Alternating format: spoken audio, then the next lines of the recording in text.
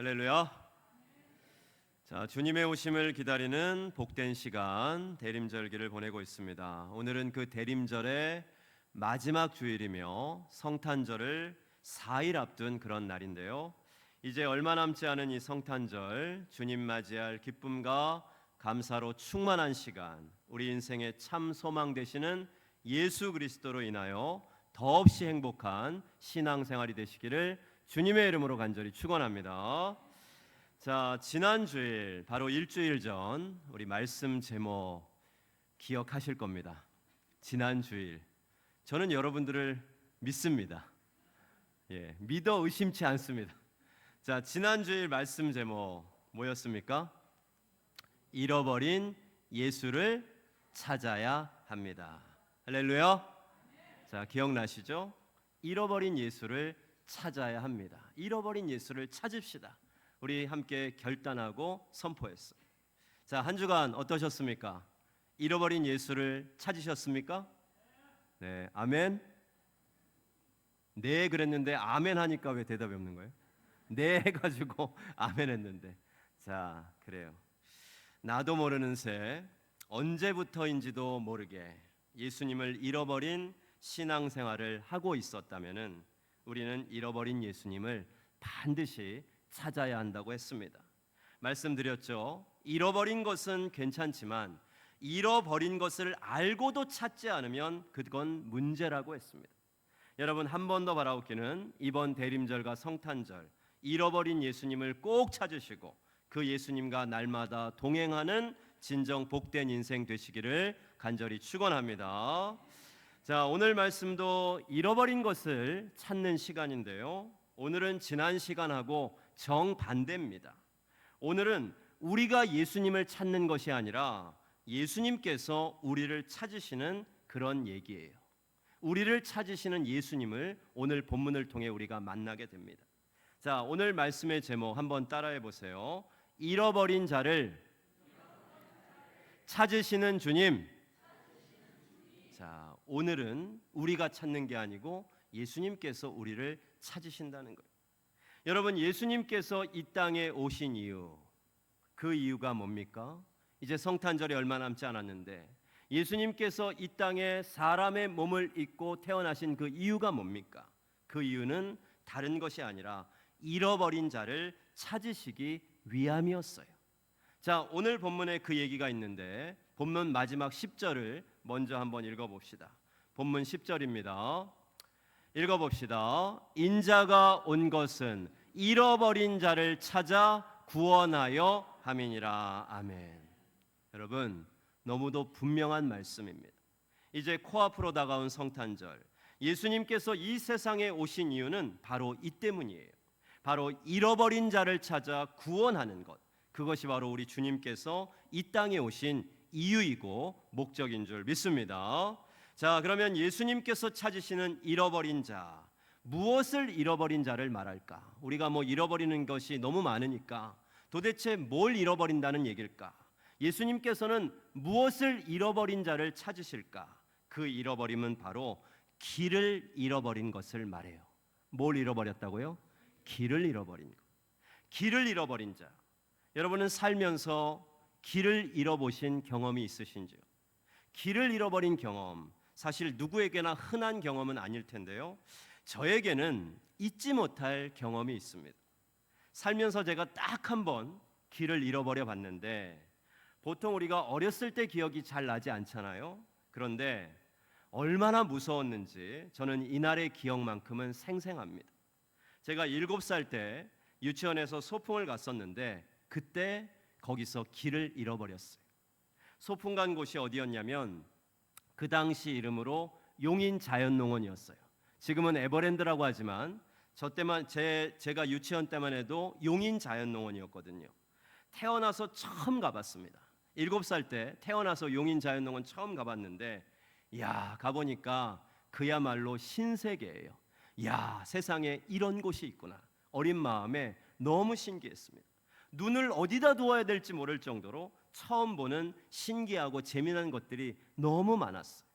그렇게 사방을 둘러보면서 신기해하던 중 제가 길을 잃어버릴 정도로 결정적으로 신기한 것이 있었는데 그게 여러분 뭔 줄 아세요? 바로 마차였습니다. 마차가 그렇게 신기했어요. 당시 자연농원에는 말이 끄는 꽃마차가 있었는데 예쁘고 화려하게 꽃장식을 해놓은 마차, 말 2마리가 사람을 태운 그 꽃마차를 끌고 가는 거예요. 야, 이게 얼마나 신기한지 태어나서 말도 처음 봤는데 말이 끌고 가는 마차가 너무 신기한 거예요. 난생 처음 본 그 광경에 넋을 잃고 한참 동안 시선을 떼지 못했고 결국 그 마차를요 저도 모르게 계속 따라간 거예요. 한참을 따라가다 보니까 친구들도 안 보이고 선생님도 안 보입니다. 갑자기 두려움이 몰려왔어요. 무서워서 그 자리에서 그만 울음이 터져버렸습니다. 엄마 하면서 울고 있는데 지나가시던 한 아주머니께서 제 손을 잡고 어디론가 데려다 주셨는데 그곳이 어디입니까? 미아보호소였어요. 자연농원에 있는 미아보호소에 제가 들어갑니다. 그래서 이제 제 이름으로 한참 동안 방송을 했고 결국 그 방송을 듣고 오신 선생님을 다시 만날 수가 있었어요. 여러분, 하나님의 은혜입니다. 하마터면요 여러분들 못 볼 뻔했어요. 여러분들도 저를 못 만날 뻔했어요. 여러분도 혹시 저처럼 이렇게 길을 잃어버리신 경험이 있으십니까? 물론 우리는 이제는 다 큰 어른이 되어서 길을 잃어버린 일은 없을 겁니다. 하지만 여전히요 우리는 길을 잃어버릴 때가 있습니다. 어떤 길일까요? 그 길은 바로 영혼의 길입니다.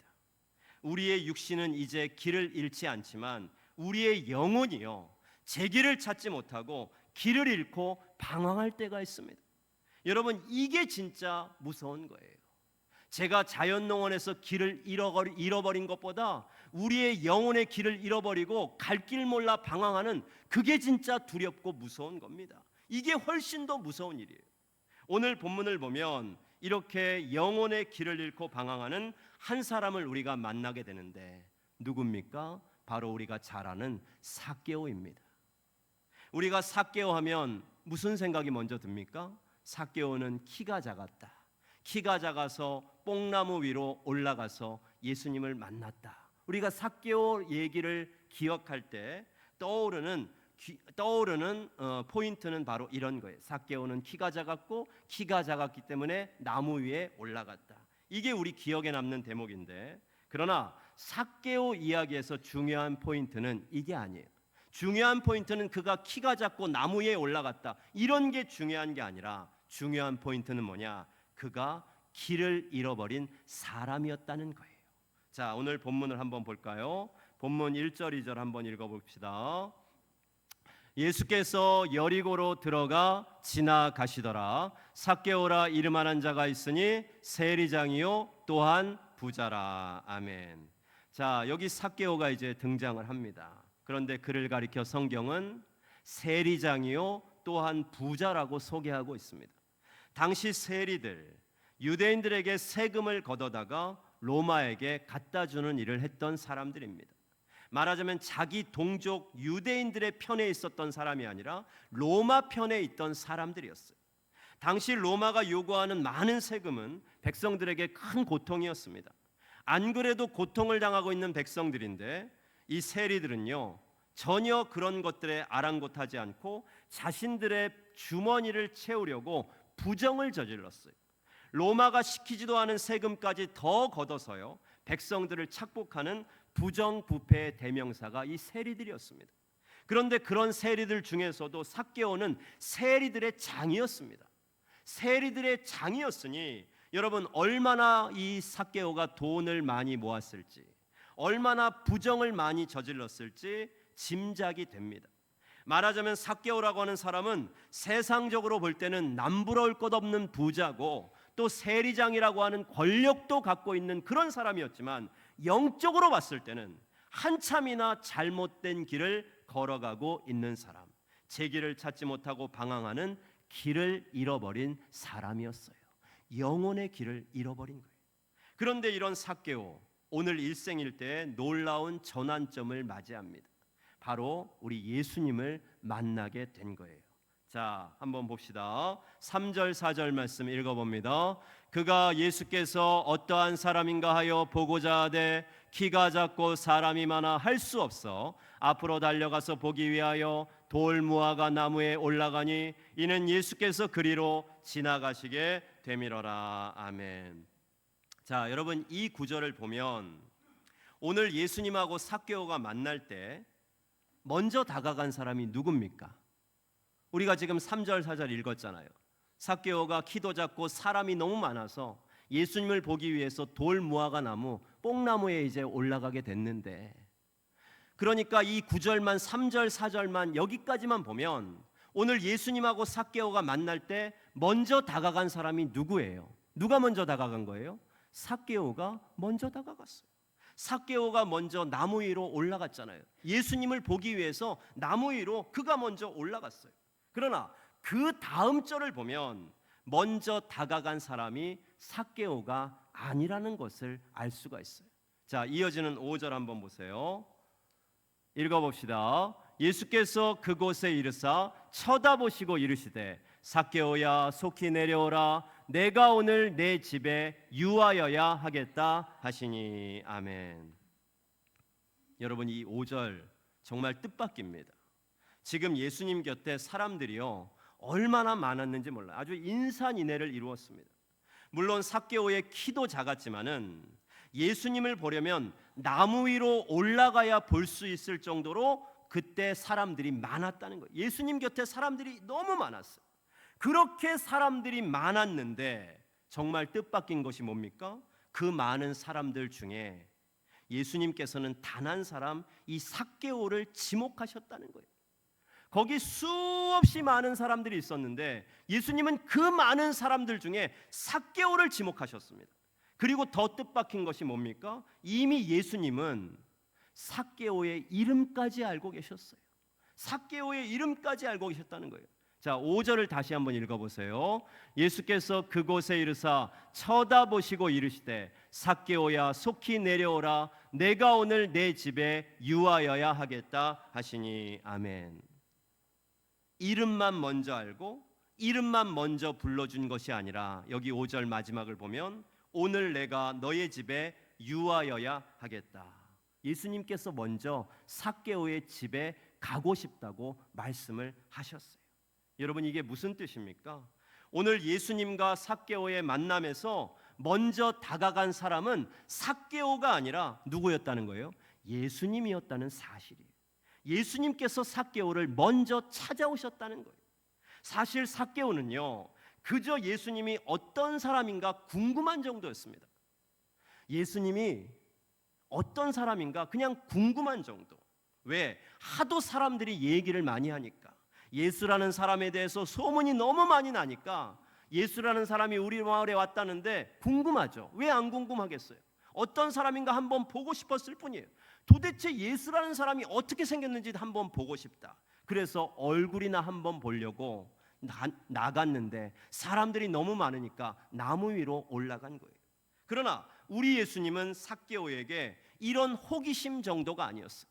삭개오는 호기심 정도로 예수님에게 다가갔지만 예수님은 호기심으로 삭개오에게 다가가신 게 아니라는 거예요. 삭개오가 이 마을의 세리장이라던데 얼마나 대단한 사람인지 한번 봐야겠다. 삭개오가 이 마을에서 부자라던데 얼마나 대단한 부자인지 내가 한번 봐야겠다. 한번 어떤 사람인지 봐야겠다. 그런 호기심이 아니었어요. 그럼 뭐 때문이었습니까? 예수님은 삭개오의 영혼에 관심을 갖고 계셨어요. 삭개오의 영혼에 관심이 있으셨어요. 특별히 그의 영혼이 길을 잃고 방황하는 영혼이라는 점에 예수님은 주목하십니다. 그래서 예수님이 먼저 삭개오를 찾아오신 거예요. 당신께서 이 땅에 오신 그 이유와 목적대로 길을 잃어버린 자를 찾아 구원하시기 위해서 삭개오를 먼저 찾아오셨고 그를 만나 주셨습니다. 자, 오늘 본문 9절 10절을 다시 한번 읽어봅시다. 읽어봅니다. 예수께서 이르시되 오늘 구원이 이 집에 이르렀으니 이 사람도 아브라함의 자손이미로다. 인자가 온 것은 잃어버린 자를 찾아 구원하려 함이니라. 아멘. 여러분 오늘 삭개오를 먼저 찾아오신 예수님께서 저와 여러분도 그렇게 찾아오시고 만나 주실 줄 믿습니다. 우리를 먼저 찾아오시고 우리를 친히 만나 주세요. 연약한 내 영혼, 길을 잃어버린 지 벌써 오래전인데 그렇게 길을 잃고 방황하면서도 내가 길을 잃어버린지도 모른 채 그렇게 잘못된 길을 가며 신앙생활하고 있는 연약하고 부족한 우리들을 위해서 주님은 찾아오십니다. 그리고 우리를 만나 주신다는 거예요. 여러분, 이번 성탄절 인자가 온 것은 잃어버린 자를 찾아 구원하려 함이니라. 길을 잃어버린 우리를 찾아오셔서 우리를 생명의 길, 구원의 길, 영생의 길로 인도하시는 우리 예수님을 꼭 만나시기를 주님의 이름으로 간절히 축원합니다. 요한계시록 3장에 보면요, 이렇게 먼저 찾아오신 주님을 우리는 또 한 번 만날 수가 있는데요, 바로 라오디게아 교회를 찾아오신 주님의 이야기예요.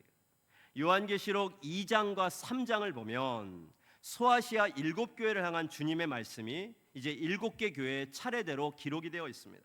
그 중에 제일 마지막 교회가 어느 교회냐면 라오디게아 교회. 7번째 교회가 이 라오디게아 교회인데 참 안타까운 것이요, 주님의 말씀이 앞에 나온 6개 교회들에게는 어떤 교회는 칭찬도 해주시고 책망도 해주시고 어떤 교회는 책망도 없이 칭찬만 해주신 그런 교회들이 있어요. 그러니까 어떤 교회도 칭찬을 받지 못하는 교회는 없는 거예요. 뭐 칭찬받고 책망도 받았지만, 아니면 어떤 교회는 칭찬만 받은 교회지만 다른 6개 교회는 다 주님께 칭찬을 받았습니다. 그런데 7번째 교회인 이 라오디게아 교회는요, 칭찬은 한마디도 하지 않으시고 계속 책망의 말씀만 하셨다는 거예요. 라오디게아 교회는 책망만 받은 교회였어요. 왜 그랬을까? 그 이유가 뭘까요? 그 이유를 요한계시록 3장 15절 16절에서 이렇게 말씀하고 있어요. 자, 한번 읽어볼까요? 읽어봅니다. 내가 내 행위를 아노니 내가 차지도 아니하고 뜨겁지도 아니하도다. 내가 차든지 뜨겁든지 하기를 원하노라. 내가 이같이 미지근하여 뜨겁지도 아니하고 차지도 아니하니 내 입에서 너를 토하여 버리리라. 아멘. 라오디게아 교회가 다른 교회와 다르게 칭찬 한 번 없이 주님께 책망만 받은 이유, 라오디게아 교회의 영적 상태가 길을 잃어버린 상태였기 때문에 그래요. 이 15절 16절의 말씀을 보세요. 이 라오디게아 교회의 영적 상태를 여러분 한번 보세요. 길을 잃어버리고 있어요. 라오디게아 교회의 영적 상태 여러분 보십시오. 차지도 않고 뜨겁지도 않은 미지근한 상태입니다. 여러분, 미지근한다는 게 뭐예요? 미지근한 게 뭡니까? 이것도 아니고 저것도 아니라는 겁니다. 쉽게 말하면 안 믿는 것도 아니고 믿는 것도 아닌 어정쩡한 상태를 말합니다. 한쪽 다리는 하나님께, 한쪽 다리는 세상에 뒀습니다. 속된 말로 양다리를 걸치고 있는 거예요. 이것도 아니고 저것도 아닙니다. 이것도 잘 못하고 저것도 잘 못하는 거예요. 미지근한 상태.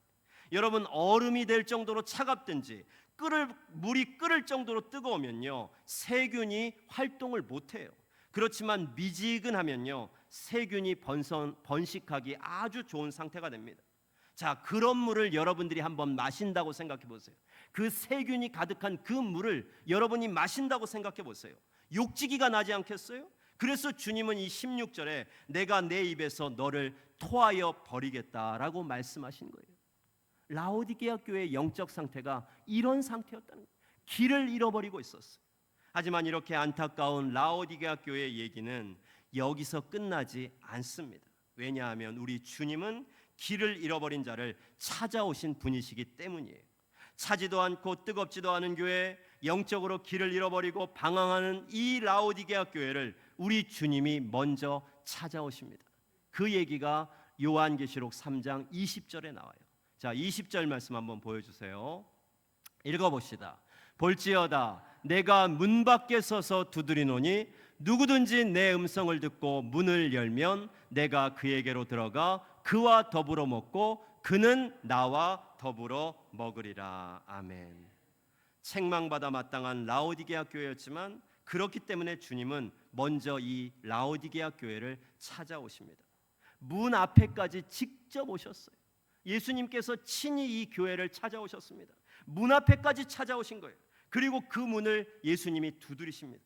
그리고 두드리시기만 한 것이 아니라 내가 찾아왔다, 내가 너를 찾아왔다, 친히 음성으로 말씀까지 그 문 앞에서 하십니다.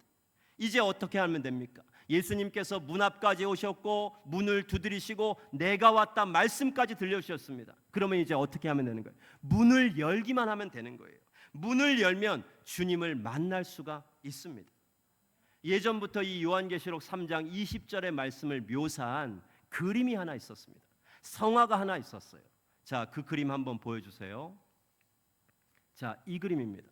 흔히 문 밖에서 문을 두드리시는 예수님, 문 밖의 예수님, 이런 제목으로 우리가 아주 예전부터 보았던 그림이에요. 이 그림이 요한계시록 3장 20절의 상황을 묘사한 그림입니다.